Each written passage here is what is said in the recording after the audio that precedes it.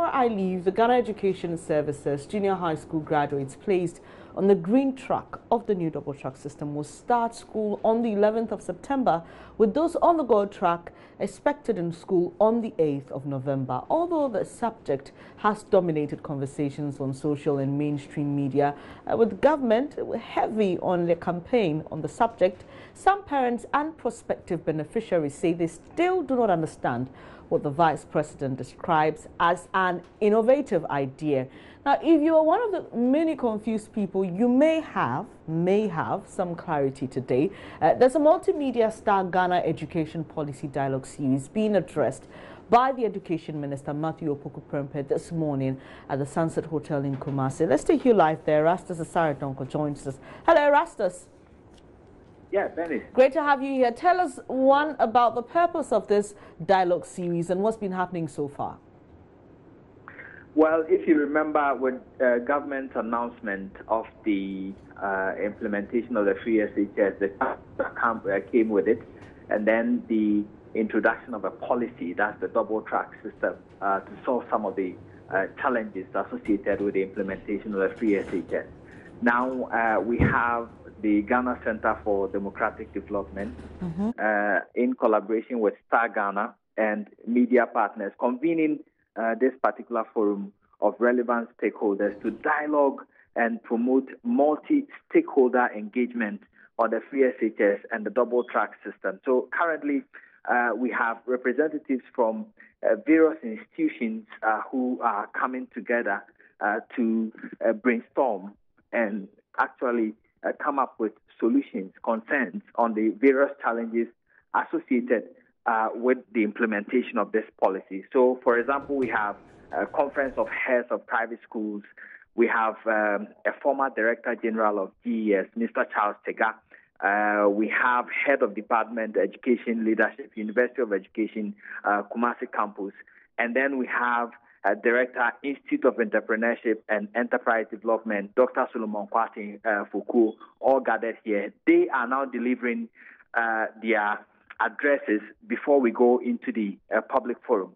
So far, Mr. Atabedu, who represents the Conference of Heads of Private Schools, has finished his speech, and he touched on very salient points. He says that the private schools are not against the implementation of the free SHS. In fact, they support government in doing that.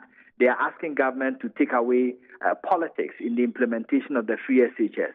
But they say they have been ignored in the implementation of the free SHS. They want government to go back and set up a dialogue with the Private Schools Association. They are ready to go with government in implementing the free SHS. Whatever government is charging per student, they are ready to take that money and support government in implementing the free SHS so that it will take off some load in terms of accommodation and facilities from the implementation.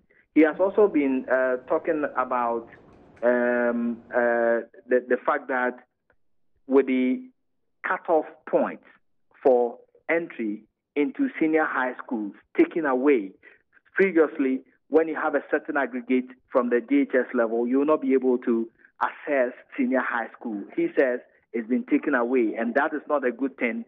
It will not help the children to learn because the children will feel that, well, if you get any grade at all, you'll be able to enter senior high school. So they will not see the point in learning. So he thinks that government should take a second look at this, the scrapping of the cutoff point at the JHS level for entry into the senior high school level. So far, he has ended his speech. We now have Mr. Charles Tega, former Director General of GES, on the stand now, who is speaking at the moment.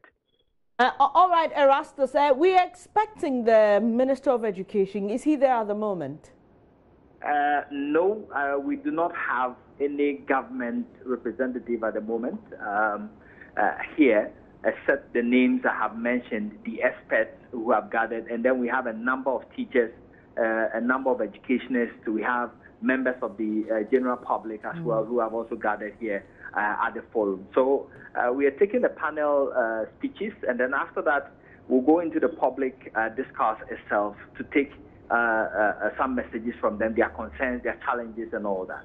Finally, Erastus, have organizers been telling you what the motive or what they hope to achieve with this particular policy dialogue?